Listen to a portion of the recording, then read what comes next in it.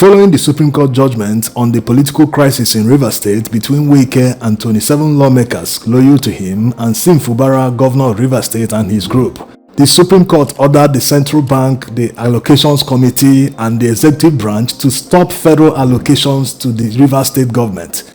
This is tantamount to removing or seceding Rivers State from Nigeria, because the Constitution guarantees that all subnationals, all states, must receive their federal allocation. When a court order excludes a state from receiving the allocation, it means that the court is saying that the state doesn't belong to Nigeria.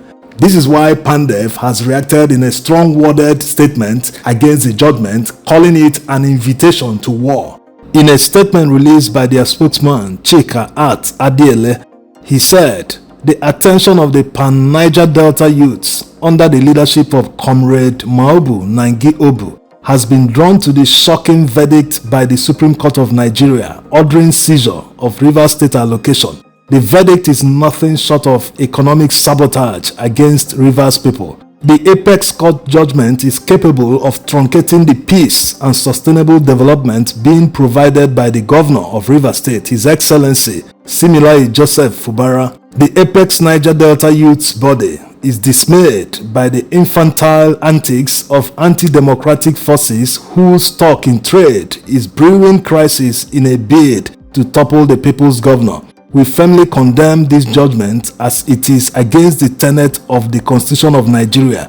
It is an invitation for war and against equity, justice, and fair play. We equally condemn the order nullifying the local government election as reckless and vindictive. Unfortunately, the justices of the Supreme Court positioned themselves as a party to the suit rather than impartial arbiter of justice.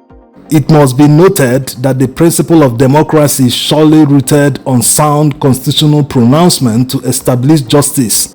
Therefore, any attempt by the enemies of Rivers people to seize power by judicial fiat will be resisted by the Niger Delta youths. We cannot be cowed. Neither shall we lay in surrender at the altar of political manipulations of rascals. We reiterate boldly once again that anyone, no matter how highly placed, will face fierce resistance by the majority of Rivers people.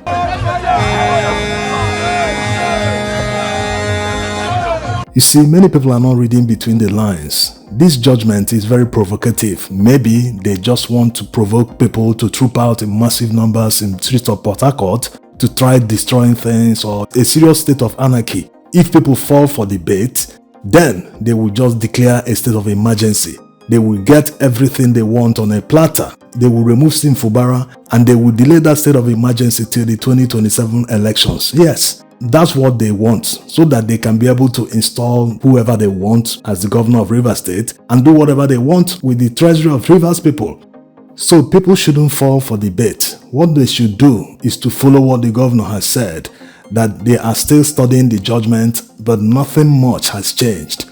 So they should just continue conducting their affairs as if the judgment wasn't even made. Just ignore them. Yes, since they don't care about their reputation, they dish out whatever they want. They don't care. No matter how shocking and unprecedented it is, they just dish it out. After all, what can you do? We hold the aces. You don't have any leverage. We are the last court. We are the highest court in the land. Whatever we say is final.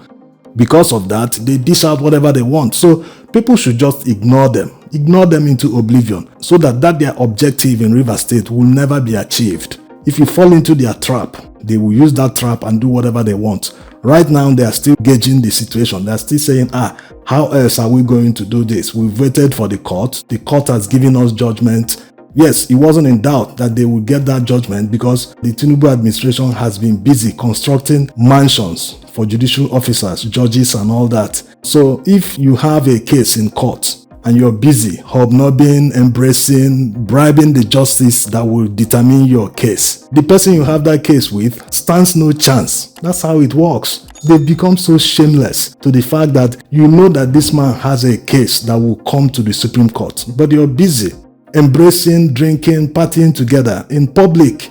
Who are they deceiving?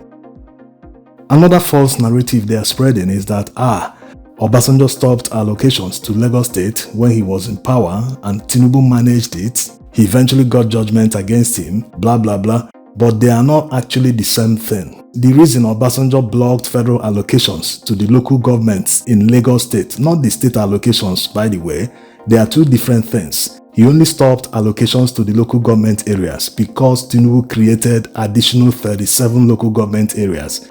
The reason he created these local government areas was because he has never hidden that belief that Lagos State is more populated than Kano State. So for that fact, why should Kano State have 44 local government areas while Lagos, that is much more populated, has only 20 local government areas? So based on that, he created additional 37. So Obasanjo in his own judgment said, we no longer know which local government we are sending allocations to. Since you said local government, not any other thing, then we can't send you allocations because all the local governments that we are supposed to send allocations to are listed in the constitution, and additional 37 are not listed. Before you can list them, it must pass through the National Assembly. All these were not done. And remember, before the local government allocations of Lagos State was restored by the federal government, the Lagos State government had to amend the local government creation law. They now renamed them CDAs instead of local government areas. So despite all that happened during that time, they still had to rename them so that it won't be conflicting. When you call them local government areas, they are not listed in the constitution, so it's of no effect. So that's by the side. Compare that to what is happening in Rivers State. They went to court challenging Fubara's presentation of a budget to the Freeman House of Assembly, saying that it is illegal, that he's supposed to present it to the larger house. But the governor is insisting that these 27 members that are loyal to Wike, the former governor of Rivers State, are no longer house members because they've decamped. So based on that, the state government no longer recognizes them as house members. That's why they are only dealing with 3 members. But they challenged it in court. And now that Supreme Court has sided with them, that he must represent that budget to the enlarged house. And if he doesn't do that, the central bank should stop sending federal allocations to Rivers State so as to prevent the governor from spending money without presenting the budget to the enlarged house. So these are different issues. One borders on constitutionality without political undertones. The second one is mostly politics because the house members already decamped. They swore to an affidavit in court. In fact, these people should be facing trial for perjury. But no one is talking about that. And INEC is supposed to conduct elections in their constituencies. All these would have solved the problem in Rivers State. But they are not taking these options because they know that they would lose out completely. If they know that they are truly popular in Rivers State, let them face the electorate. Let INEC conduct by-elections in their constituencies, and this matter will be settled once and for all. No need going to court any longer. Because if they win in the new party that they decamped to, or whatever party they choose to follow this time around, no one can say that they have decamped or anything. They will just become house members who have won elections in their own right. They won't do this. After all, Wike bragged that he delivered all of them. All the house members, including the governor, all elected positions, he delivered all of them. He can't do that anymore because he's no longer the governor. They are afraid of going into any election now because they know that they will lose hands down. Even the local government elections that was cancelled, they've already fixed another date. Around May, they will conduct fresh elections. Let's see how that one will go. All these are unnecessary. The money wasted in conducting an election, who is going to pay for that?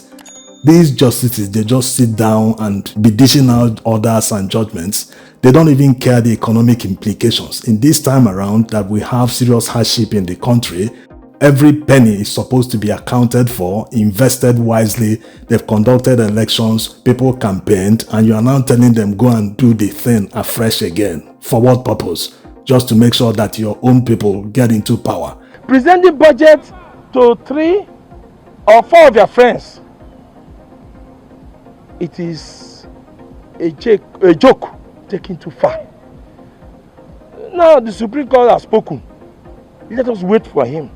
I know my speaker is a man of procedure. He will give him time to come and present. If he doesn't, if he refuses to present the budget, impeachment process must be served because Rivers State must move forward.